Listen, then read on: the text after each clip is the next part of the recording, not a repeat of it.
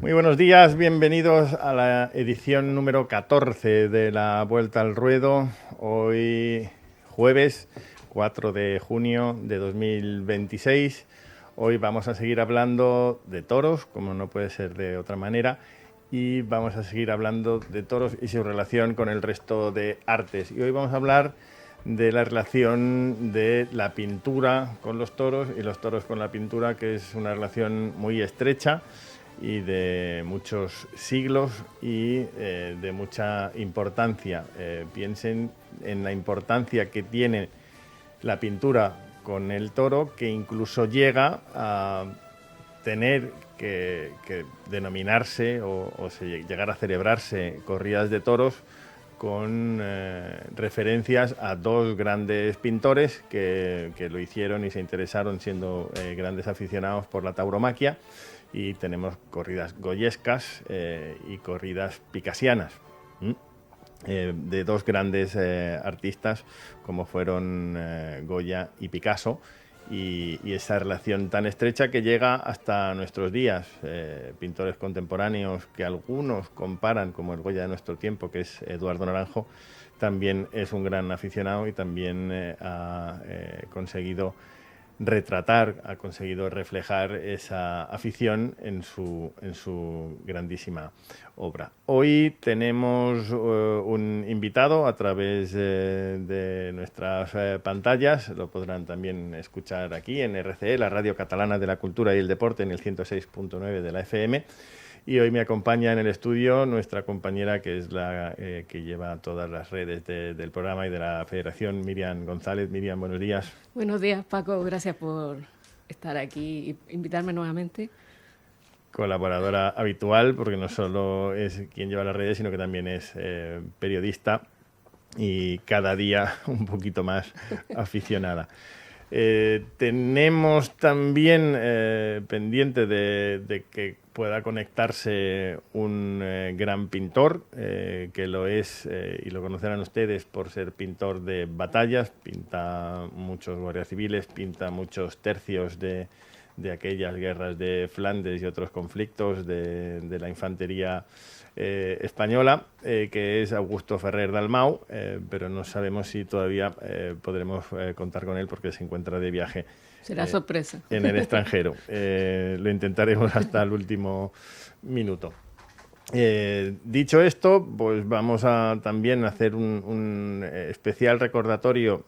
Como decimos siempre, nuestros compañeros de 35 nos tienen puntualmente informados de los festejos que se han realizado con anterioridad a la emisión de este programa, y en el caso de los próximos festejos haremos un especial hoy, porque nos han pedido los aficionados que montan y que se encargan de ser empresarios por un día de la feria de Ceret, una feria muy importante, una feria de aficionados, que ellos mismos se encargan de hacer las contrataciones y de ser eso, empresarios por un día, bueno, por un día no, por dos, muy parecida a la de Tres Puyazos, que se celebra en la Comunidad de Madrid. Y mañana, 5 de junio, hacen la presentación de los carteles de esa feria. Pues hablaremos también un poquito, no puede conectarse tampoco ni su presidente ni la persona que nos ha contactado, pero haremos referencia también a esa importante feria y al evento de presentación que tiene mañana lugar en Gerona, en Girona. En este caso contará con la presencia de Mario Bilao y Maxim Solera, que no solo presentarán mañana esa presentación, valga la redundancia, de los carteles, sino que también van a torear allí. Y nosotros, como sí hacemos en la agenda, referencia y aviso de los próximos festejos en los que intervienen toreros nuestros. Todavía el maestro Serafín Marín se está recuperando de una cornada con muchas complicaciones óseas, y Mario Bilao pues tendrá varios compromisos. Este del 11 de julio será uno importante, es una de las plazas suyas, una de las plazas donde tuvo uno de sus primeros éxitos, donde se dio a conocer principalmente a la actualidad taurina y a los aficionados. Y también toreará próximamente en la feria de Alicante de Hogueras. Allí, tanto en Ceret como en Alicante estaremos. También estará en Pamplona, que también iremos muchos aficionados de aquí a darle apoyo. Pero vamos a centrarnos ya en lo que hablábamos, ¿no? Decimos siempre que efectivamente nuestro arte, lo que es la tauromaquia, tiene relación con el resto de artes, que las inspira, que las completan y que forman un todo, y que la tauromaquia es un arte en sí mismo y que inspira, inunda, colorea, en este caso, lo que es la pintura. Tenemos en primer lugar a Francisco de Goya. Es uno de los pintores universales, tiene cuadros de reconocimiento mundial, como pueden ser los fusilamientos del 2 de mayo o el 1 de mayo, según las interpretaciones de algunos historiadores. Tiene las majas, tanto la vestida como la desnuda. Tiene varias etapas, y dentro de esas varias etapas hay una serie que hace, que es la tauromaquia, ¿vale? Y ahí Goya retrata muchas suertes, muchos lances de cómo era la tauromaquia de entonces. Y eso sirve de inspiración no solo para dar a conocer nuestro arte, sino también para que esas obras que él realiza, esa serie de la tauromaquia, que podemos contemplar en el Museo del Prado, Efectivamente, sí. Pues al final no hacen sino un reflejo de cómo era el toreo en aquellos tiempos. Morante de la Puebla, que tuvimos también la ocasión de asistir a la presentación que hacía Zabala de la Serna de su libro Memoria de Morante, nos decía lo que ya hemos dicho muchas veces en este programa, ¿no? Que Morante es un torero enciclopédico, que investiga y estudia mucho el toreo, y que se inspira en cuadros, en láminas o imágenes de la revista La Lidia, para desempolvar esos lances, esas suertes, y que en muchas ocasiones hace ese trabajo de investigación cuando él está en el campo, cuando incluso torea de salón, para ver cómo es el recibo y la salida del toro de ese lance, porque solo hay fotografías, no hay vídeos, lógicamente, Claro. con tanta anterioridad. Y desde luego Francisco de Goya hace esas obras de arte, esa serie de la tauromaquia, que además han inspirado tanto y han servido tanto para ilustrar lo que era la tauromaquia en aquellos tiempos, que se ha venido quedando, y se celebran corridas goyescas donde los propios matadores, los picadores, los banderilleros visten en esas corridas goyescas como los toreros que él pintaba en su tiempo, con lo cual pues hay pues, un bonito homenaje tanto a ese pintor de toreros como a los toreros al pintor. Y se celebran corridas goyescas en Madrid el día 2 de mayo. Principalmente se celebra otra corrida goyesca que es de fama mundial en Ronda, que organizaba Antonio Ordóñez, que siguió esa tradición su familia, en este caso Francisco Rivera, creo que es quien se encarga de hacer de ese empresario por un día también. Y se celebran también corridas goyescas, por ejemplo, en Aranjuez y en sitios donde él pintó a esos toreros, a esos picadores, y donde, pues eso, relataba esa tauromaquia que tanto evolucionó después en tiempos pues eso, de Joselito y Belmonte principalmente, que es muy diferente a cómo era cuando los pintaba Francisco de Goya. También tenemos a otro pintor español universal, en este caso malagueño, que es Pablo Ruiz Picasso. Pablo Ruiz Picasso fue un aficionado que ahí ya sí que lo vemos en imágenes y en vídeos asistiendo en innumerables ocasiones a festejos taurinos, y también inunda su obra. También hizo una serie de tauromaquia en 1937 y hay una obra universal de Picasso, que tiene muchas, ¿no? Como en el caso de Goya, que es el Guernica. Y el Guernica tiene una clara inspiración taurina.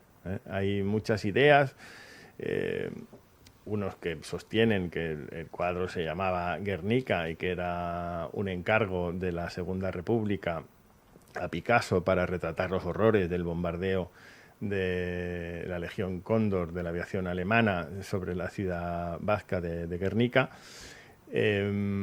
y otros que sostienen que no, que al final el Guernica no era el Guernica y se llamaba homenaje a Sánchez Mejías, ¿no? Sí, que era una obra previa que... Sí, aquí es importante ser precisos con los datos porque Sánchez Mejías muere en 1934 y ya hay bocetos sobre un cuadro que Picasso le quiere hacer. Hay que recordar que Sánchez Mejías tenía una relación muy íntima con Joselito el Gallo. Y tuvo mucha relación con la generación del 27, con Federico García Lorca y con lo que es el arte, la cultura de aquellos tiempos. Y Picasso le quiso dedicar un cuadro en memoria de Sánchez Mejías, se titulaba, en 1934. El bombardeo de Guernica se produce en abril de 1937 y, según esas informaciones que sostienen que era un encargo de la Segunda República, que efectivamente es verdad, y que el cuadro se llamaba Guernica, lo que hace Pablo Ruiz Picasso es como recauchutar su obra sobre Ignacio Sánchez Mejías y... el Guernica es el Guernica, donde muchos historiadores se dedican a hablar de que la luz, que es una especie de lámpara que preside el cuadro, que está en la parte de arriba, es la aviación alemana y es la lámpara de la enfermería donde estaban tratando de salvar la vida a Sánchez Mejías. Se ve claramente un toro, se ve claramente a Sánchez Mejías, se ve a la madre y a los hermanos de Sánchez Mejías, se ve un caballo, porque al final lo que trata de relatar Picasso en ese cuadro es la muerte de Sánchez Mejías. Al final se hace ese encargo y se hace el traslado del cuadro. Todos sabemos la historia, que está en el Museo Reina Sofía, y ahora en disputa. Esa obra universal de Picasso, ahora en disputa. ¿Por qué, Miriam? Porque lo reclaman del País Vasco para que sea devuelto a Guernica. No, pues lo podríamos nosotros reclamar también aquí, que tenemos el Museo Picasso, tendría mucho más sentido. La cuestión es que no deja de ser un torero, un pintor universal, Picasso, y que la relación con el toro es muy clara.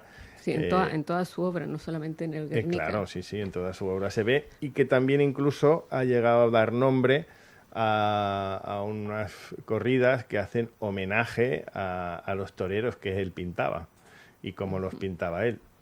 Principalmente se dan en su tierra natal, en Málaga, esas corridas. ¿Y cómo son? Porque picasianas. Pues son vestidos de Picasso, bastante más lisos, con líneas muy marcadas, como hacía él. Ángulos, sí, muy angulosas, con dibujos e imágenes inspirados también en su pintura, ¿no? El siguiente de los pintores españoles importantes es precisamente Eduardo Naranjo, ¿no? Un pintor extremeño al que llaman el Goya de nuestro tiempo, que tiene un estilo que podemos denominar hiperrealista. De hecho, hay determinados cuadros que no eres capaz casi de distinguir si es un cuadro o una fotografía. Y es uno de los pintores más valorados, muy peculiar, porque es un pintor que es amigo de mi familia y le han llegado a poner desde Japón cheques en blanco para comprarle alguna de sus obras, pero él es del parecer de que sus obras son obras de arte que tienen que estar en museos y no quiere vender sus cuadros. Muy respetable y además pues podemos admirarlos todos. Otra cosa es ¿Dónde se puede ver su que obra? la producción será desde luego mucho menos.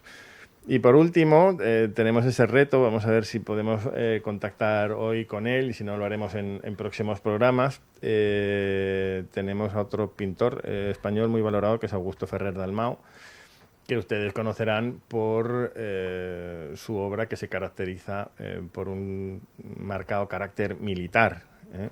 Pues pinta guardias civiles, pinta legionarios en conflictos actuales, pinta a los antiguos tercios españoles, tanto de infantería como de otros cuerpos. Y la verdad que tiene un estudio en Madrid, él es catalán y tiene un estudio en Madrid y es un pintor de mucho éxito, muy cotizado, muy valorado, muy reconocido. Y nuestra idea es, como decimos siempre, tratar de llevar nuestro arte al resto de artes y nuestra idea es convencerle, desde luego encargarle, ¿no? Porque no vamos a tener los recursos para poder encargarle un cuadro con lo cotizado y valorado que está, pero sí que trataremos de que algún torero con posibles le haga un encargo o que él se brinde de forma altruista a pintar sobre nuestro arte, a reflejar pues eso, alguna corrida, algún lance, un paseillo, algo se le ocurrirá y algo se nos ocurrirá para que un pintor de la talla de Ferrer Dalmau pues también pueda engrosar las listas de esos pintores que han pintado a nuestros toreros, ¿no? Decía Juncal, siempre lo nombramos en esta magnífica serie de Radio Televisión Española, decía, los pintores han nacido para pintar toreros. Pues sin esa exageración, pero es una realidad que existe y que tenemos la suerte de, en lo que llamamos tauromaquia, también incluir no solo la escultura, que un día hablaremos de ella, no solo la música, que algún día hablaremos de ella, tenemos la pintura, tenemos sí, dentro el de cine. La pintura no quería dejar pasar, ¿no?, que la presencia del mundo taurino o de la figura del toro ya está presente en las cuevas de Altamira, por ejemplo, por mencionar una. Y eso va evolucionando con el tiempo. Incluso en Egipto está el apis, ¿no? El apis, que también es la figura del toro presente. Y dentro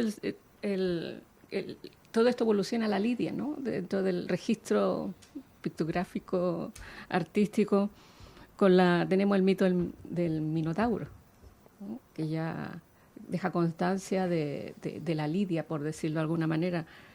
Y quería, hacer ese y mujeres que también pintan a toreros. Sí, tuvimos mencionamos algunos en el especial de mujeres en la tauromaquia, pero ya que mencionaste la generación del 27, podemos mencionar a Maru Jamayo, que también era surrealista y que no solamente se inspiró en el mundo taurino, sino en todo el ambiente de las fiestas populares y todas las verbenas que rodean toda la fiesta. Y también una más actual podríamos mencionar a María Rosario Fernández, que es de Huelva, que ganó el certamen nacional de pintura toro y caballo. Ella, dentro de lo que es contemporáneo, también hay otras artistas que podemos seguir en redes sociales, que también ha sido un mundo por explorar, para difundir el arte de personas que están inspiradas también en el vestuario de los toreros, por encargo. Hay muchos artistas que pintan y que difunden toda esta tradición, ¿no? no podríamos dejar de lado también a Salvador Dalí, que era un aficionado también, por lo que he investigado. Sí, sí, desde luego Salvador Dalí. Que hizo Sorolla también. Sorolla, sí. Que también pintó. Yo lo que quería sobre mencionar toros. de Dalí, que hizo una performance de estas que le gustaba explorar, en el 12 de agosto del 61, en la Plaza de Toros de Figuera. Invitó, después del lance, junto con Luis Miguel Dominguín, tenía pensado hacer en vez de que recogieran el toro, ¿no? Elevarlo con un helicóptero por los cielos, pero había tantos vientos que solamente pudieron elevar unos metros el toro, que ya estaba previamente muerto, era una performance, hay que entender. Y finalmente elevaron un toro de cartón que le prendieron fuego artificial y terminó por hacer esa performance. Pues también tenemos pintores o artistas, diseñadores gráficos que lo han sido muy importantes y que pintan carteles o diseñan carteles que en sí mismas también son obras de arte y son colecciones históricas muy Es que hay un estilo en torno a cotizadas. la cartelería de las ferias, ¿no? Y de los anuncios. Es un estilo y una estética que ya en sí inspira a otras a copiar para crear nuevas versiones. Pues con esa inspiración y con ese arte vamos a conectar con nuestro invitado, pero eso será después de cambiar el tercio.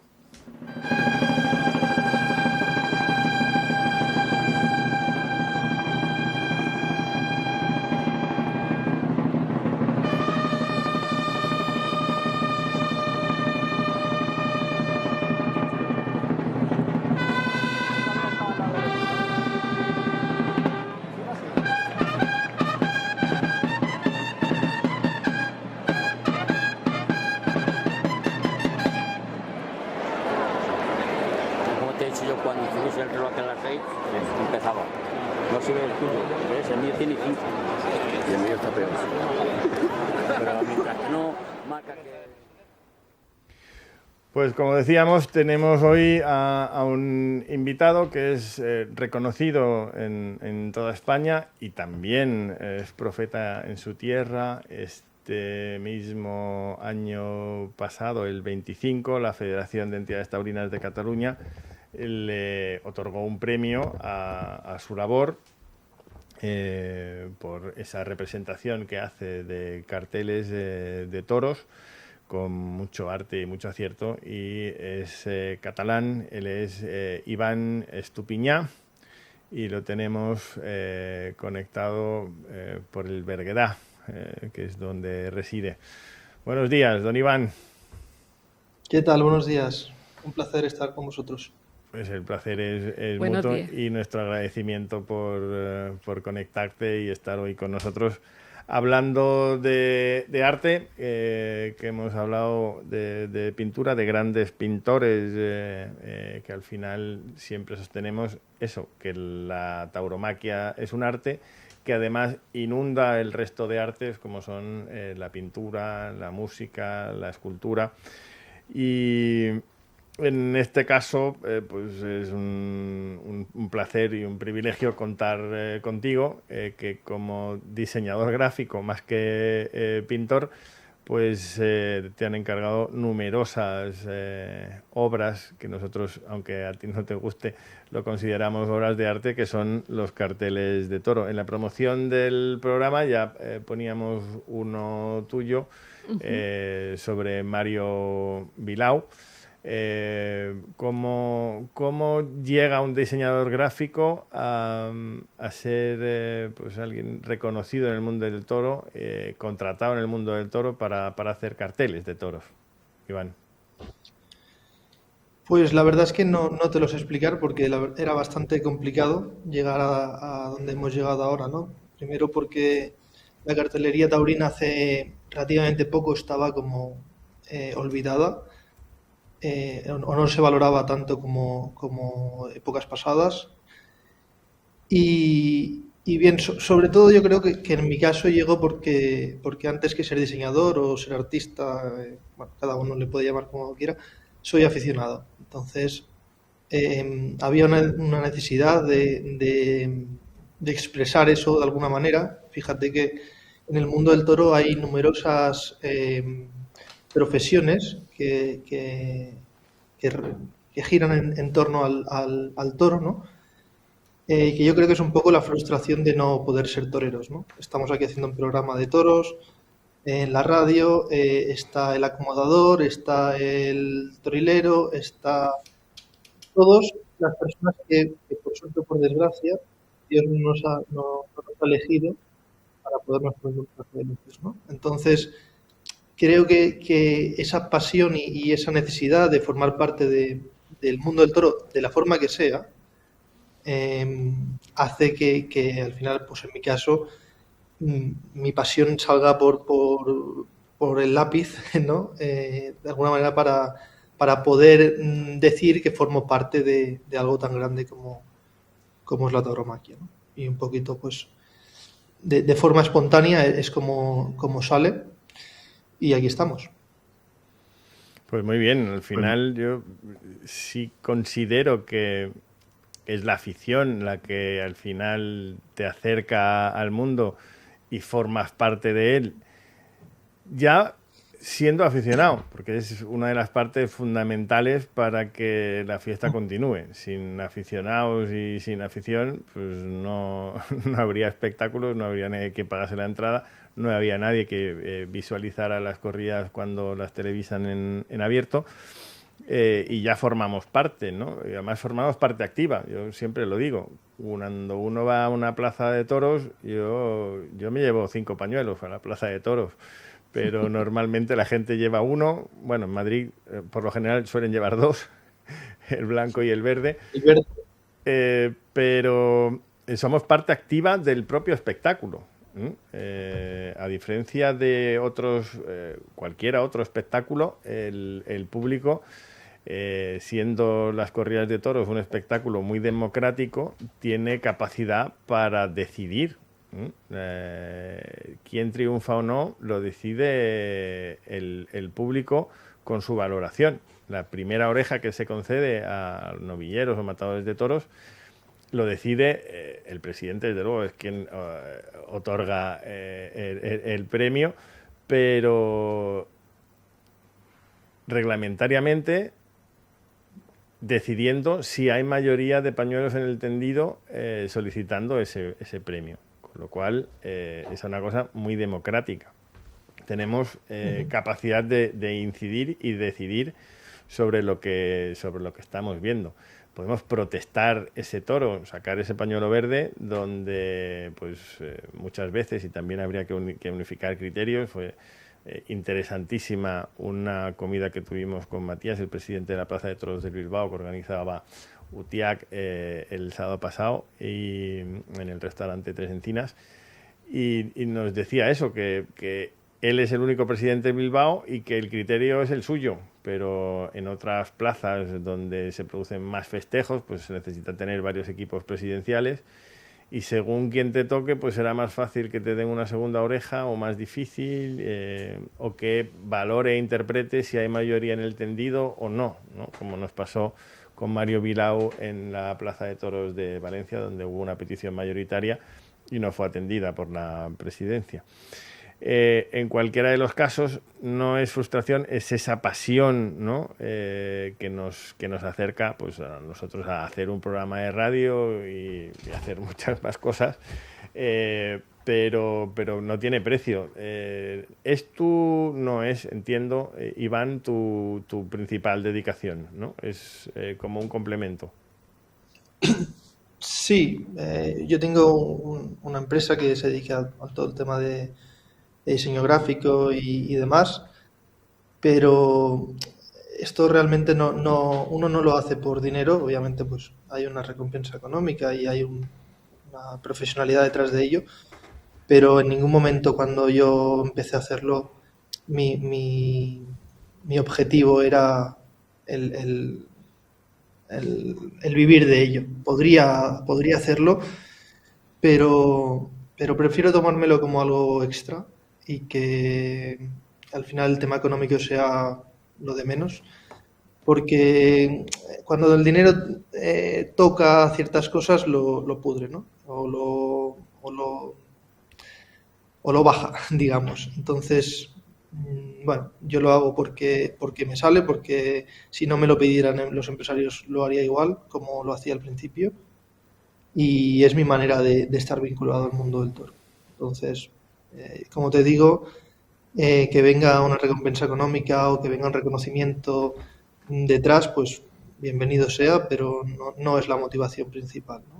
El reconocimiento importante de la propia federación el año pasado, que te otorgó el premio anual, y además siendo un premio importante.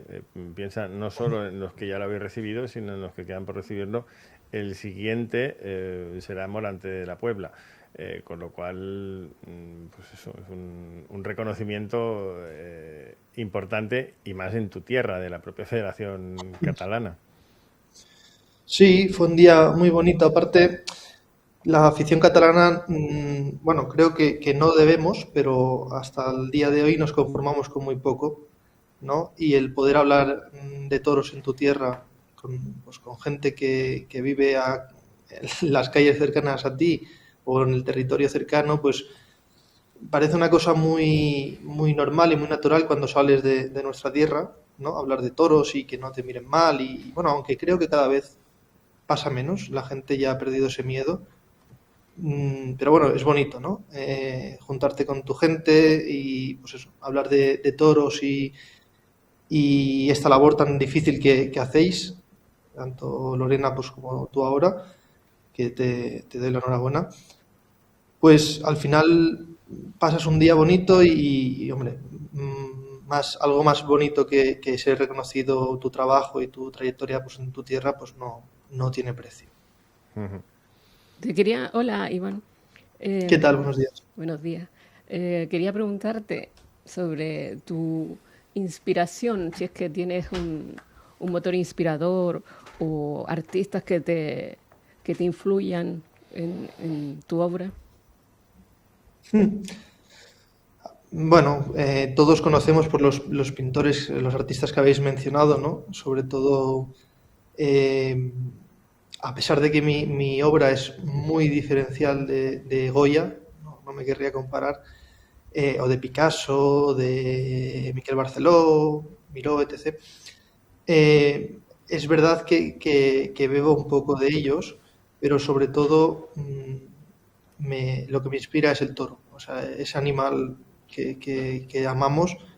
No te sabría dar una explicación lógica ni racional de dónde sale como esa inspiración, ¿no? Pero al final uno cuando entra a una plaza de toros y recibe tantos estímulos, es lo que comentaba antes con Paco, ¿no? De algún lado tienen que salir, cada uno los exterioriza como puede o como sabe, y en mi caso, pues sale de esta manera, ¿no? Yo muchas veces me piden carteles fuera del mundo taurino y los rechazo, ¿vale? Porque yo no entiendo esas actividades o esos espectáculos de la misma manera que la tauromaquia, ¿no? Entonces no me veo capacitado para transmitir lo que sí que me veo capacitado para transmitir en un cartel de toros, ¿no? Que cada plaza tiene su manera de entender la tauromaquia, entonces no es lo mismo hacer un cartel para Madrid que para hacer un cartel para Sevilla o para hacer un cartel para un pueblo de Andalucía. Entonces, como aficionado uno entiende o cree entender lo que necesita cada plaza, cada afición, ¿no? Lo que valora cada afición, y entonces ahí es donde puedes marcar las diferencias y hacer un cartel que la gente se sienta identificada, ¿no? Sí, es de mucho mérito, porque al final lo que haces es reflejar lo que dices desde que hemos empezado a hablar contigo, ¿no? Que tú lo que eres es aficionado, que además pues tienes la suerte de tener las cualidades para plasmar esa afición tuya en tu propia obra y es de mérito. Yo siempre lo he dicho. Para ser un buen torero, para ser un gran torero, hay que tener mucha afición y saber mucho de toros. Porque si no, pues uno puede estar delante con más o menos suerte, pero no podrá sacar ni el rendimiento ni los triunfos que alguien que tenga esa afición y esos conocimientos sí que pueda tener. Dentro de esa afición, Iván, ¿cuál es tu torero? No vale Mario Vilá, porque ese es el de todos los catalanes, que es nuestra esperanza y nuestro sustento y apoyo. ¿Qué tipo de torero te gusta? Y como sé que me vas a decir, bueno, yo me centro más en el toro, que es lo que me inspira. ¿Qué encaste, qué tipo de toro es el que le gusta a Iván Estupiñán? Yo básicamente cuando hago kilómetros, que por desgracia hacemos muchos, los aficionados catalanes, voy en busca del toro muchas veces, ¿no? O sea, es verdad que al final quien lidia los toros son los toreros, pero a mí, pues como te digo, me mueve pues las ganaderías y demás. Pero siempre hay excepciones y si no te puedo decir a Mario, te diré a otro torero que no es catalán, pero es como si lo fuera, que es el que a mí me desboca pues una pasión a la tauromaquia que no tiene explicación, que es José Tomás. Por supuesto, pues Morante y otros toreros me parecen, por ejemplo, Morante me parece posiblemente el torero más trascendente de la historia. Lo estamos viendo porque estamos viviendo en cada tarde suya lidias del siglo XIX, del siglo XX, del siglo XXI. O sea, creo que es la época dorada realmente de la tauromaquia ahora porque las estamos viviendo todas, gracias a él. Pero más allá de lo artístico o de lo emocional del torero de Morante, a mí José Tomás me ha hecho sentir cosas en una plaza de toros que ningún torero me ha hecho sentir, que ninguna persona me ha hecho sentir, e incluso cuando ves a José Tomás ya no estás viendo un torero, estás viendo algo más, y más algo más cercano a un héroe o a un ser superior casi, con todo el respeto, a un torero, ¿no? Entonces José Tomás para mí es un torero que está por encima, no a nivel artístico, no a nivel...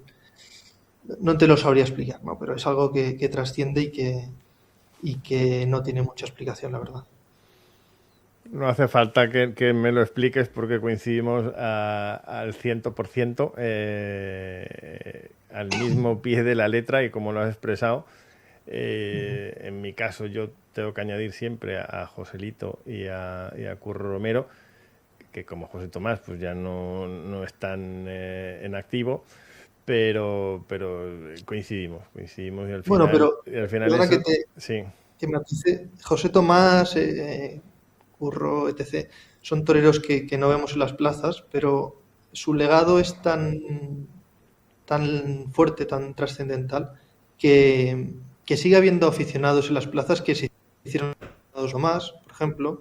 Entonces, cuando la gente dice, no, es que José Tomás ahora no torea y demás, tenemos que estarle agradecidos, por ejemplo, porque incluso gente joven viendo un vídeo de José Tomás en YouTube, hoy en día se puede hacer aficionado solo viendo dos minutos de él, y dos digo mucho. Entonces es un legado eterno que nos dejan. Entonces a la gente que dice que José Tomás no quiere torear, bueno, también pues tenemos que saber su trayectoria, ¿no? Y que en los años en los que estuvo activo lo dio, no el 100%, dio el 1000%, tanto a nivel físico como a nivel casi emocional. Entonces, para mí, por ejemplo, José Tomás es tan activo porque hace la función y crea mucho más aficionados que muchos toreros de los que están y nadie habla, ¿no? Entonces, para mí José Tomás, por eso te digo que para mí es como lo máximo, porque trasciende de ser un torero, ¿no? Es algo más, y encima aquí en Cataluña pues le queremos un poquito más incluso, ¿no? Sí, sí, y están los vídeos de YouTube, pero está sobre todo la memoria y las imágenes que se te quedan aquí grabadas y se te quedan para siempre. Yo tengo una faena de Joselito en Gijón, que la recordaré siempre. Tengo una faena de Curro Romero en el centenario de la Plaza de Toros de Antequera, que esa la tengo yo y todos los que estuvimos allí, porque terminó toda la plaza tirándose del pelo y llorando, la plaza entera. Y eso no he visto nunca imágenes, pero esto se queda aquí y se queda para siempre. Lo mismo José Tomás. José Tomás, hemos tenido momentos increíbles en Barcelona, en Madrid, en muchas plazas y en Nimes, y eso se queda aquí. Luego lo puedes ver, pero no es lo mismo, ni transmite lo mismo en un vídeo que cuando tienes la oportunidad de verlo en directo, ¿no? Decían que había dos tipos de aficionados, los que habían estado en Nimes y los que no habían estado, ¿no? Pues eso trasciende y coincidimos, con lo cual podemos decir que bueno, pues hay muchos tipos de aficionados y aficionados que se acaban encontrando en lo que la gente reconoce como valores comunes, ¿no? El programa de Canal Sur de Todos para Todos, ¿no? La gente llamaba Morante para Todos porque el presentador era muy morantista. Y al final él acaba diciendo, bueno, ¿al final qué? Al final morantistas ya todos, ¿no?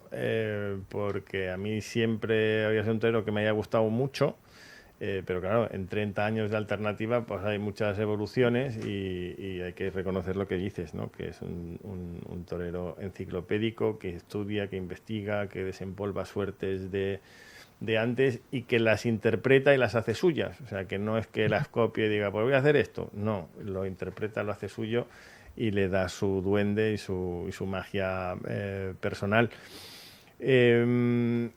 Hablando de toros, ¿qué es lo que te inspira?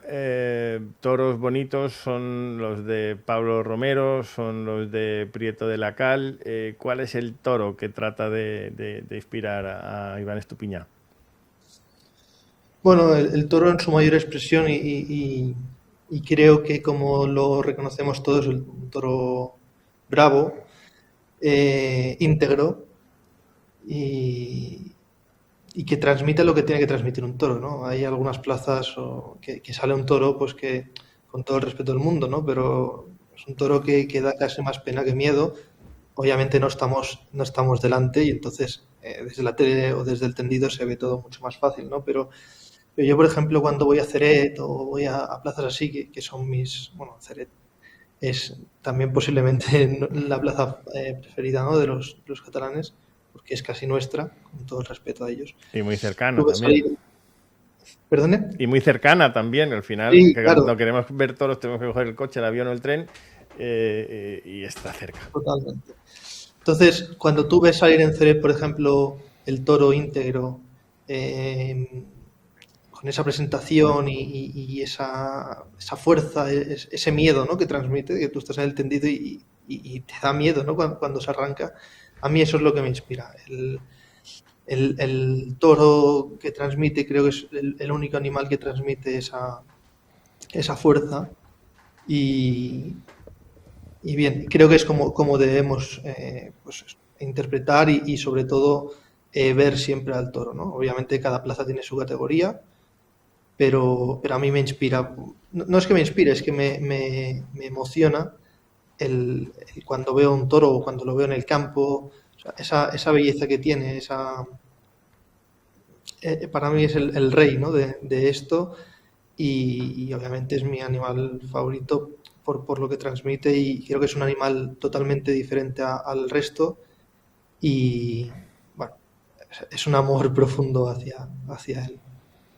Muy bien, pues quédate con nosotros, no te despedimos, te quedas con nosotros hasta el final del programa porque vamos a hacer un avance de lo que será mañana. Nosotros si has tenido oportunidad de vernos, que tenemos que agradecer desde aquí a todos los que nos siguen. Tenemos más de 50.000 seguidores y muchas interacciones en nuestras redes sociales. Que nos siguen a través de los que escuchan RCE, la Radio Catalana de la Cultura y el Deporte, el 106.9, Miriam. Y menciona el Instagram, nuestro Instagram, Uh-huh. la Vuelta al Ruedo _radio, y en X, la Sí. Vuelta al Radio, la Vuelta al Ruedo, perdón. Muy bien, pues tenemos avances de dónde va a torear Mario en los próximos compromisos, que son 19 de junio Alicante, 27 de junio Navas de San Juan Jaén, 5 de julio Pamplona, Alicante, Pamplona y Ceret iremos, y en Ceret el 5 de julio y en Ortez el 26 de julio. Los próximos compromisos que se puedan contar, pues estas cosas de los despachos y las empresas y los carteles, también sabes tú cómo van, que se pueden desvelar o no. Pero mañana, viernes 5 de junio, a las 7 de la tarde, en el bar Cuellar, en la calle Font número 13 de Girona, intervendrán, moderados por Albert Soler, Maxim Solera y Mario Vilau, para presentar esta feria que la hacen los aficionados de Ceret, donde tenemos es parecida a Tres Puyazos, pero más cerca, donde tenemos el 11 de julio 4 novillos de partido de resina y de parcial para Mario Vilau, que se encierra en solitario. En solitario ya les decimos que no va a ser, porque vamos a ser muchos cientos de aficionados catalanes los que les vamos a estar apoyando. Y por la tarde, toros de Dolores Aguirre para Sánchez Vara, Damián Castaño y Luis Gerpe. Y el 12 de julio, domingo, 4 novillos de Sailias y Tulio Vázquez para Valentín Hoyos y Jesús de la Calzada. Y por la tarde, el domingo, toros de José Escolar para Ferrera, Juan de Castilla y Maxim Solera. Es una cartelería importante, donde va a salir el toro, como decía Iván, y vas a ir, Iván, ¿tienes ya entradas? Sí, Ceret es la única cita anual que 100% se cumple, si Dios quiere, claro. Y más este año con la excusa, ¿no?, de ir a ver a Mario, a Maxim también, pero con muchas ganas de ver a Mario, que ya lo vimos el año pasado y fue el triunfador, y la gente le conoció, ¿no?, o le acabó de conocer, y sí, Ceret es una plaza que hay que visitar sí o sí cada año, porque sale el toro, porque hay aficionados que entienden la tauromaquia como yo la entiendo, a pesar de que hay tantas tauromaquias como personas aficionadas a ella. Y sí, ahí estaremos apoyando a Mario y disfrutando del toro. Pues allí nos veremos. Muchísimas gracias por atender hoy nuestra llamada y seguiremos hablando. Si tenemos ocasión de que puedas venir al estudio cuando consigamos traer a Ferrer Dalmau, pues será un placer de partir aquí en Barcelona contigo. Nos vemos en Ceret el 11 de julio, si no nos vemos antes en Pamplona o en Alicante o donde podamos coincidir. Muchísimas gracias, Iván, y muchísimas gracias a todos por su atención. Gracias, Miriam, por tu trabajo y por tu desempeño. Tendrán puntual información de todo lo que acontece hoy, que torea Morante en Sevilla, que hay otra corrida también de importancia, así que el ciclo Isidril. Haremos un programa especial. El siguiente hablaremos de toros y política. No es exactamente un arte la política, pero tendremos a muchos políticos hablando aquí de toros, aunque sí torean, efectivamente, Miriam. Y con posterioridad pues tendremos aquí a varios cronistas y periodistas taurinos para hablar de lo que ha sido todo el ciclo Isidril, que está siendo histórico por muchos motivos, y puntual información tendrán de todo lo que sucede esta semana en nuestros compañeros de Vadebraus, en redes sociales y en internet, y como siempre en Radio Samboy con nuestros compañeros de Tendido 5 los lunes a las 8 de la tarde. Muchísimas gracias a todos por su atención y hasta el jueves que viene, si el tiempo no lo impide.